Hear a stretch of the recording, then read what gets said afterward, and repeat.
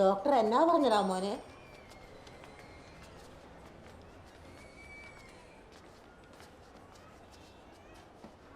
Doctor കേസാക്കുന്നു പറയണം. എൻ്റെ ഊഹം ശരിയാണെങ്കിൽ അളിയാതെ നമ്മുടെ കയ്യിൽ നിൽക്കുകയല്ല. എൻ്റെ അഭിപ്രായത്തിൽ അളിയൻ കുറച്ചാണ് മാറി നിൽക്കുന്നതായിരിക്കും നല്ലത്. എൻ്റെ മുഖത്തേക്ക് നോക്കിയിട്ട് ഒരു കാര്യമില്ല എൻ്റെ അളിയ. അളിയനൊരു ബാങ്ക് കുത്തിപ്പൊളിച്ചിട്ട് വന്നാൽ പോലും ഞാനത് എങ്ങനെയും ഡീൽ ചെയ്തേനെ. ഇതെങ്ങനെ കൈകാര്യം ചെയ്യുന്ന എനിക്കൊരു എത്തും പിടിയും കിട്ടുന്നില്ല എൻ്റെ പൊന്നളിയ. എടാ ആ ഡോക്ടറെ കൈക്കൂലിയുടെ ആളാ. അല്ല 500 അങ്ങോട്ട് വെച്ചു കൊടുക്കണം. മറിയാമ്മൻ്റെ അടുത്ത് ഇങ്ങ് വന്നേ, അവിടെ പോയിരുന്നു. ഇത് ഞങ്ങൾ എങ്ങനെയും ഡീൽ ചെയ്തോളാം കേട്ടോ.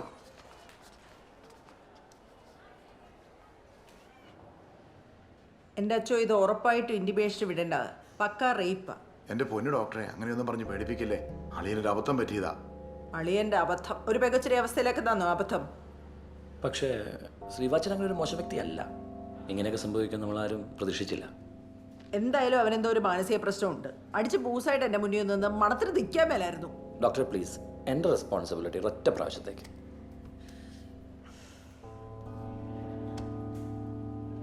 അച്ഛൻ പറയുന്നതുകൊണ്ട് തൽക്കാലം ഞാൻ റിപ്പോർട്ട് ചെയ്യുന്നില്ല. പക്ഷേ ആ പെൺകുട്ടിക്ക് പരാതി ഉണ്ടെങ്കിൽ അപ്പം തന്നെ അറിയിക്കേണ്ടവരെ അറിയിക്കും. ഇല്ല ഡോക്ടറെ, ഞാൻ മോളുമായി സംസാരിച്ചു. അവൾക്ക് ഒരു പരാതിയില്ല. അവളുടെ അമ്മാവൻ കൂടിയാണ് ഞാൻ. എന്തായാലും നിങ്ങൾ ഈ പയ്യനൊരു കൗൺസിലിംഗ് കൊടുക്കണം.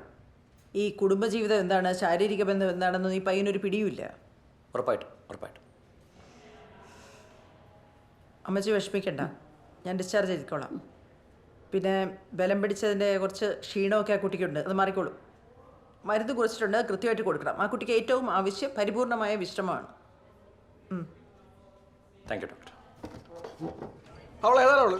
ആ ഡോക്ടർ ഡോക്ടർ റോസമ്മ. റോസമ്മേ?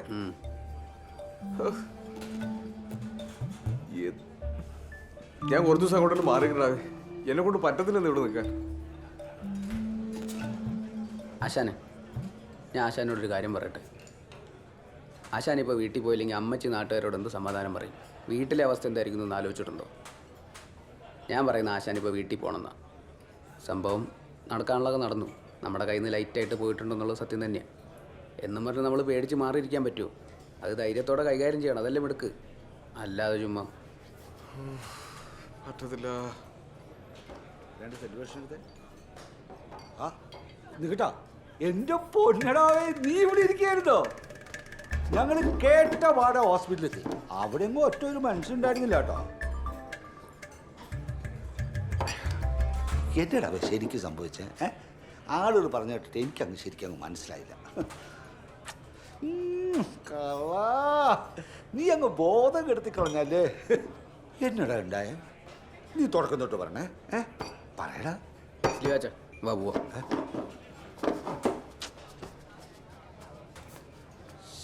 ദേ ചേട്ടാ, ഒരു കൂട്ടുകാരൻ അവൻ്റെ കുടുംബം ഇങ്ങനെ പൊളിഞ്ഞിരിക്കുമ്പോൾ ഒരുമാതിരി അളിഞ്ഞ വർത്താനം പറഞ്ഞാലുണ്ടല്ലോ, പ്രായം നോക്കത്തില്ല കേട്ടോ. നീ ഒന്ന് പറയാ. അവൻ എന്നാലും ഒന്ന് പറയാതെ പോയല്ലോ. എന്തായിരിക്കും സംഭവിച്ചതെന്ന്?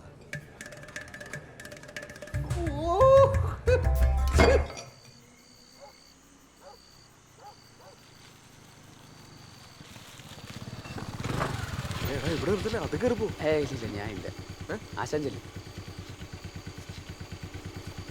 രണ്ടും കൽപ്പിച്ചാൽ കയറി പോവാല്ലേ? പിന്നല്ലാതെ ആശാൻ ധൈര്യമായിട്ടങ്ങ് ചെല്ലുന്നു. അപ്പോൾ ശരിടാ. ആ പിന്നെ പുതിയ മണ്ടത്തരമൊന്നും കാണിച്ചു വെച്ചേക്കല്ലേ പ്ലീസ്.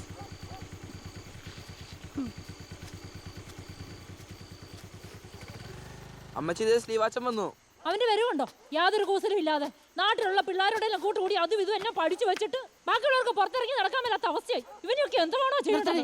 മതി അമ്മച്ചി, അവനെ തലേ കയറ്റി വെച്ചോ. ധ്യാനം കൂടെ വന്ന പിള്ളേരെല്ലാം തിരിച്ചുപോയി. അമ്മച്ചിക്ക് അതിന് യാതൊരു കുഴപ്പമില്ലല്ലോ. പാടിട്ടീനെ പാടാ.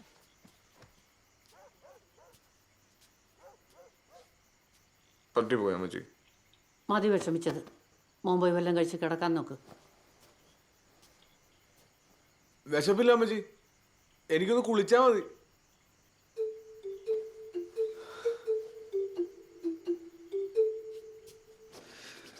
വേളാങ്കണ്ണി മതമാണ്, 7 ദിവസം പുണ്യമാണല്ലാണ് സത്യം. ഞാൻ അങ്ങോട്ട് പോകണമില്ല, തുടരുമില്ല. അതോടെ പ്രശ്നം തീരുമില്ല. അല്ലെങ്കിൽ വേണ്ട, പോയി മാപ്പി വെച്ചാലോ?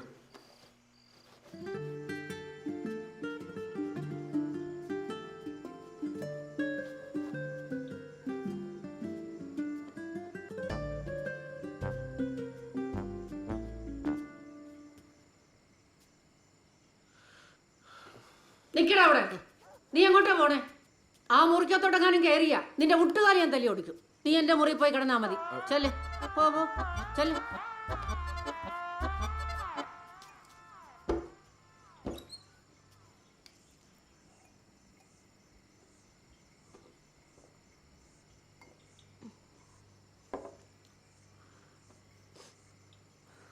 പൊറുക്കാൻ പറ്റാത്ത തെറ്റാ എൻ്റെ മോൻ ചെയ്തതെന്ന് അമ്മച്ചിക്കറിയാം. മോളുടെ വിഷമം എന്താണെന്നും അമ്മച്ചിക്കറിയാം. 3-4 പെമ്മക്കളെ പറ്റി വളർത്തിയുള്ള ഞാൻ എൻ്റെ മോന് വേണ്ടി ഞാൻ മോളോട് ക്ഷമ ചോദിക്കുക.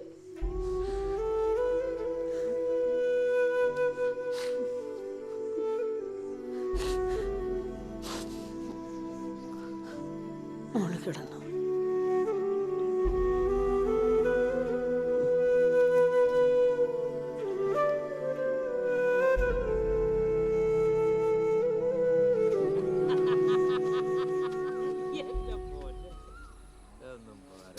നാട്ടുകാർ പറഞ്ഞോലൊന്നുമില്ലെന്നേ.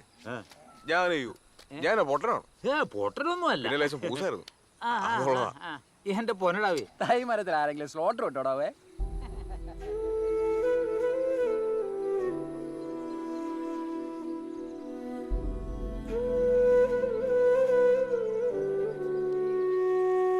നീ ആ കറി മുടി വെച്ചായിരുന്നോ? അമ്മയല്ലേ രണ്ടാമത് പറയുന്നത്. അമ്മച്ചി കൊച്ചെന്തിയെ? അകത്തുണ്ട്. ഡി നീ വല്ല സംസാരിച്ചായിരുന്നോ? ഓ, ഞാൻ എന്നെ സംസാരിക്കാനാ ചേച്ചി. രാവിലെ കാപ്പി കൊണ്ട് കൊടുത്തു, അതെങ്ങും കുടിച്ചില്ല. നീ അകത്തോട്ട് എന്നേ. നീ ഇതൊന്ന് പിടിച്ച് ഞാൻ പോയി നോക്കിയിട്ട് വരട്ടെ. നീ വല്ലതും കഴിച്ചായിരുന്നോടി? ആ, എഴുന്നേക്കണ്ട, മോളിരുന്നോ. കഴിച്ചായിരുന്നോ? മോള് വിഷമിക്കണ്ട കേട്ടോ. വരുന്ന വഴി ഞാൻ കുട്ടായിയെ കണ്ടായിരുന്നു. അവൻ്റെ മുഖത്ത് നോക്കി 1-2 വർത്തമാനം ഞാൻ അങ്ങ് പറഞ്ഞു. ഒരക്ഷരം വേണ്ടിയില്ലല്ലോ അവൻ. ഈ കുടുംബത്ത് അവന് പേടിയുണ്ടല്ലേ, അതെന്നെ മാത്രമേ ഉള്ളൂ. മോളെ, അമ്മച്ചി ധ്യാനത്തിന് പോവാണേ. മോക്ക് കൂട്ടൻ ലില്ലിയുണ്ട്. എന്തെങ്കിലും ആവശ്യമുണ്ടോ ലില്ലിയോട് പറഞ്ഞാൽ മതിയേ. അമ്മച്ചി പോയിട്ട് വരും. പാടി. പോയിട്ട് വരട്ടെ.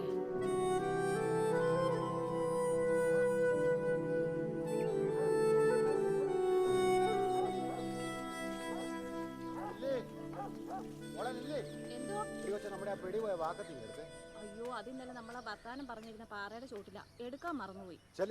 ഓടിപ്പെടുത്തുണ്ടോ? ആ മോളെ, ഞാനിപ്പോ വരാവേ.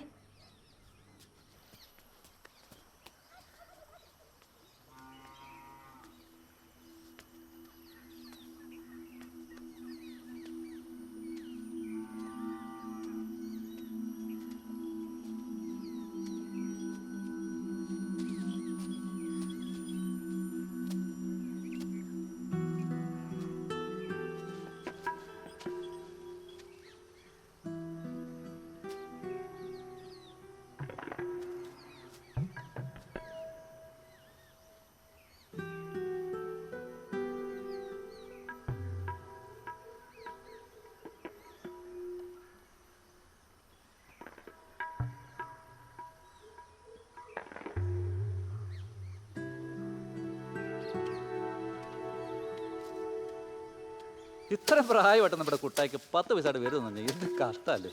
ഇന്നത്തെ കാലത്ത് ഇതൊക്കെ അറിയാൻ വേണ്ടാത്ത ആരെങ്കിലും ഉണ്ടോ? ഇത്തിരി പോകുന്ന പിള്ളേർക്ക് വരെ. സ്ലീവാച്ചിനെ കുറ്റം കണ്ട് വല്ല കാര്യമുണ്ടോ? ഒട്ടുമിക്ക വീടുകളിലും ഇത് തന്നെയാണ് അവസ്ഥ. പിന്നെ ആരും ബോധം കെടുന്നില്ലെന്ന് മാത്രം. നേരെടി ശാന്തേ, ഈ ആണുങ്ങൾക്ക് അവരുടെ കാര്യം മാത്രം. എനിക്കും ഉണ്ട് 2-3 പിള്ളേർ. അതെങ്ങനെ ഉണ്ടായെന്ന് എനിക്ക് തന്നെ അറിയാം. ഇതൊന്നും ആ ശശിചേട്ടൻ കേൾക്കണ്ടോ?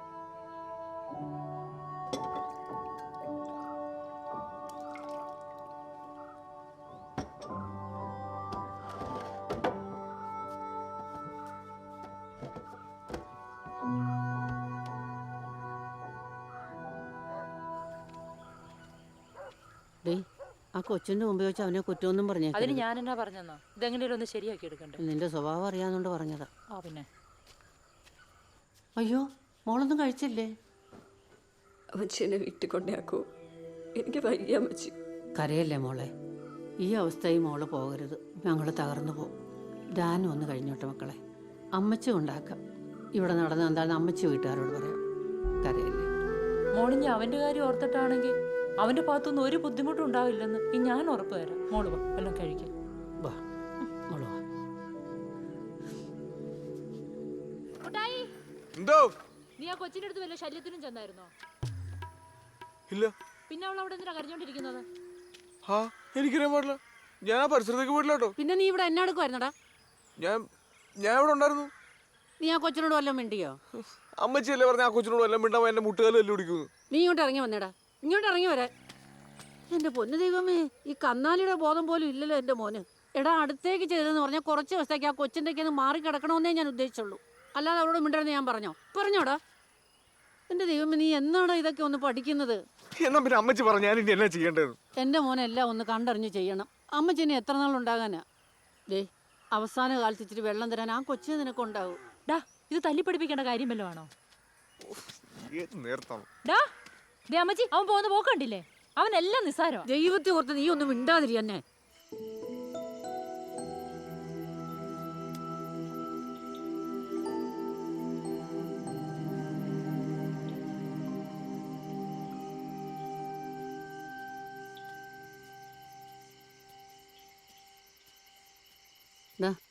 വന്നോല്ലാം കഴിക്കുക, എടുത്തു വെച്ചിരിക്കുക.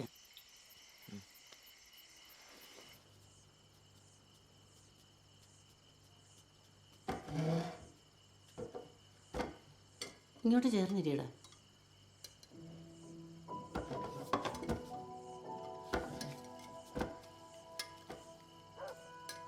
ഇന്നത്തെ അച്ഛൻ്റെ പ്രസംഗം ഒന്ന് കേൾക്കേണ്ടതായിരുന്നു, കുടുംബ നവീകരണത്തെക്കുറിച്ച്. എന്നാ ഒരു അനുഗ്രഹമായിരുന്നു. അമ്മച്ചി ഇരിക്കാം അമ്മച്ചി, ഞാൻ വിളമ്പിക്കോളാം. വേണ്ട മോളെ, അമ്മച്ചിക്ക് ഉപവാസമാണ്. മോനെടുത്ത് കഴിച്ചോളുമല്ലോ. അമ്മച്ചി പോയി കിടക്കട്ടെ.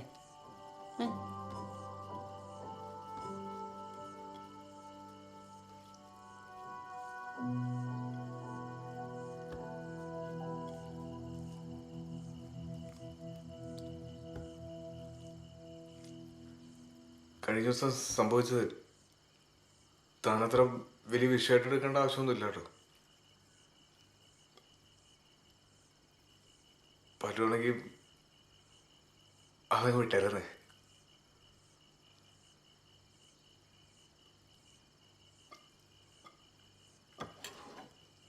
അല്ല, ഇയാളെ ശരിക്കും ഇഷ്ടപ്പെട്ടിട്ടാണോ കല്യാണം കഴിച്ചത്?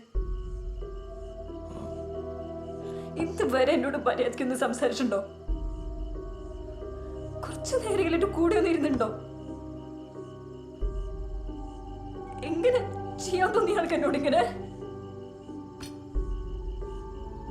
പറ.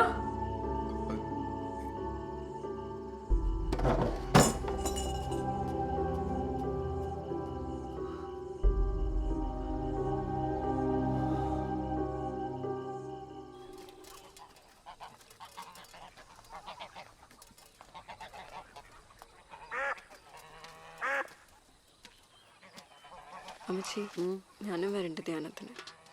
നല്ല കാര്യം. മോള് പോയി ഒരുങ്ങി, നമുക്കൊരുമിച്ച് പോവാം. എന്നാ കൊച്ചിനെ കൊണ്ട് നടന്നു പോകണ്ട അമ്മച്ചി, ശ്രീവാച്ചനെ വിളിച്ച വണ്ടിക്ക് അങ്ങ് പോകാമല്ലോ. ഞാൻ വരണോ അമ്മച്ചി? സിറ്റിയിൽ നിന്ന് ഒരു ഓട്ടോ വിളിച്ച് വിട്ടാ പോരെ? ഞാൻ പറയുന്ന അങ്ങോട്ട് കേട്ടാ മതി. ശരി.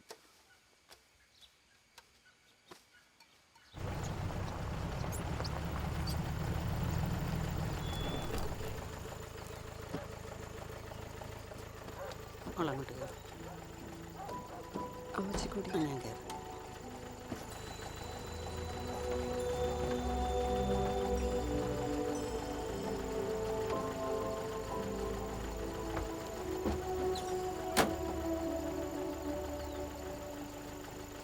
അതെ, കാലത്തൊരു ഇച്ചിരി മാറ്റാവോ? ഗിയറൊന്നും താനെ.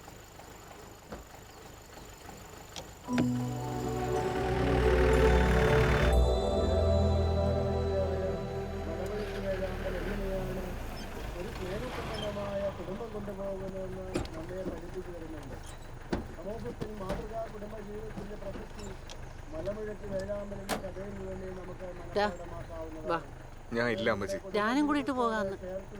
ആ കൊച്ചു പോകുന്നത് കണ്ടോ? വാ. എന്നാ വണ്ടി ഇട്ടിച്ചു വരാം.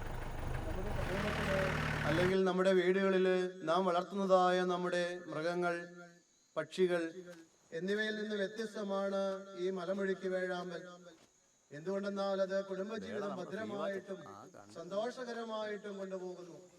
പെൺവേഴാമ്പൽ മുട്ടയിട്ട് അടയിരിക്കുമ്പോൾ പൂവൽ പൊഴിച്ച് എടാ ശ്രീവാച്ച, നിന്റെ ആക്രാന്തൊക്കെ മാറിയോടാ?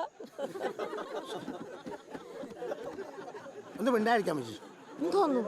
ഞാൻ പറഞ്ഞു വന്നത് മലമുഴുക്കി വേഴാമ്പൽ.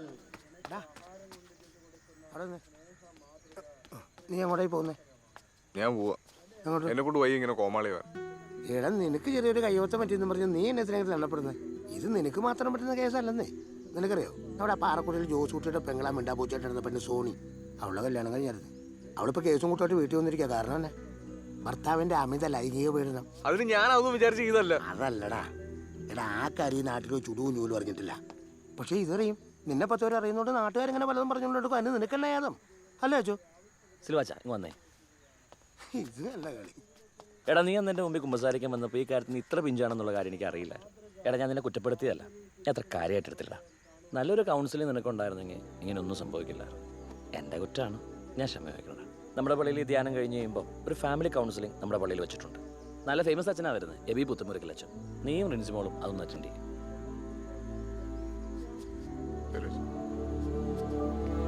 കൊള്ളാം. ഇത്രയും കൊല്ലമായി നിങ്ങൾ ചേട്ടനനിയന്മാരെ പോലെ കഴിയുന്നു. ഇതിനിടയ്ക്ക് എപ്പോഴെങ്കിലും ഇക്കാര്യം ഒന്ന് പറഞ്ഞു കൊടുത്തായിരുന്നെങ്കിൽ ഈ കുഴപ്പം വല്ലതും ഉണ്ടാകുമായിരുന്നോ? എന്നിട്ടിപ്പം ചിരിച്ചുകൊണ്ടിരിക്കുക. എൻ്റെ പെണ്ണ, ഇതൊക്കെ ആരോടും പറഞ്ഞു കൊടുക്കേണ്ട കാര്യമാണോ? എനിക്കാരും ഇതൊന്നും പറഞ്ഞു തന്നിട്ടില്ല. അതുകൊണ്ട് നിനക്കെന്തായാലും കുഴപ്പം പറ്റിയോ? ഈ ചേട്ടൻ എപ്പോഴും ഒരു തമാശയാ. അവൻ്റെ വിഷമം അവനെ അറിയത്തുള്ളൂ. എടാ ചെറുക്ക, നീ ഓരോന്നാലോചിച്ച് മനസ്സ് വിഷമിപ്പിച്ച് വല്ല അസുഖം വരുത്തി വെക്കണ്ട. ഞാൻ പോവാ, നിങ്ങൾ കുളിച്ചിട്ട് വന്നേരേ.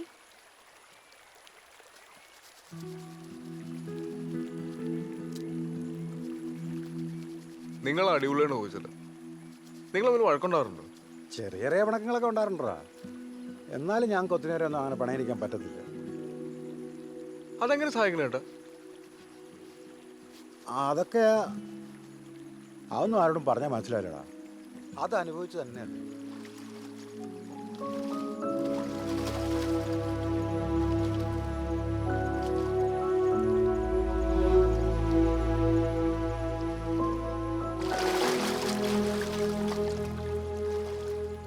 ഞാൻ ചെയ്ത മഹാപോക്രിത്തരായി പോയില്ല ചേട്ടാ. പിന്നല്ലാതെ സംശയമുണ്ടോ? ഇപ്പം നിനക്കത് ബോധ്യമായല്ലോ. എടാ, നിനക്കൊന്നും അറിയില്ലായിരുന്നുള്ളത് ആ കൊച്ചിനോടൊന്ന് പറഞ്ഞാൽ മതിയായിരുന്നു. അന്ന് രാത്രി ഞാൻ അങ്ങനെയൊന്നും പറയാൻ പറ്റിയൊരു മാനസികാവസ്ഥ അല്ലായിരുന്നു ചേട്ടാ. ഞാൻ വല്ലാണ്ട് പേടിച്ചു കേട്ടാ. എൻ്റെ ജീവിതത്തിൽ ഞാൻ ഇങ്ങനെ ടെൻഷൻ അടിച്ച ദിവസങ്ങളുണ്ടായിട്ടില്ല. ചേട്ടൻ അറിയോ? എടാ, എന്തിനാടാ ഒട്ടായി നീ മേടിച്ച്? ഇത് ഈ ഭൂമിയിൽ നീ മാത്രം ചെയ്യുന്ന കാര്യമാണോ? അല്ലല്ലോ. ഇതൊന്നും എല്ലാവർക്കും നേരാൻ വണ്ണം അറിയണമെന്നൊന്നുമില്ല. നീ വെറുതെ ടെൻഷൻ അടിക്കാതെ ഈ ചുറ്റുപാടുമൊക്കെ ഒന്ന് നോക്കി. എന്തെല്ലാം തരം ജീവികളാണ്. അതിലേതെങ്കിലും ഒന്ന് സ്വന്തം സുഖത്തിന് വേണ്ടി ഇണയെ ആക്രമിച്ച് കീഴ്പ്പെടുന്നതായിട്ട് നീ കേട്ടിട്ടുണ്ടോ? അല്ലെ കണ്ടിട്ടുണ്ടോ? അത് ശരിയല്ല ഏട്ടാ. ഇതുങ്ങൾക്കൊന്നും അങ്ങനെ ഒരു പ്രശ്നമില്ലല്ലേ? അതാ, അതുങ്ങളെപ്പോലെ തന്നെയാണ് നമ്മളും. എല്ലാവരുടെ ഉള്ളിൽ പ്രണയമുണ്ട്. അതൊക്കെ ഒന്ന് പുറത്തെടുത്താൽ മതി.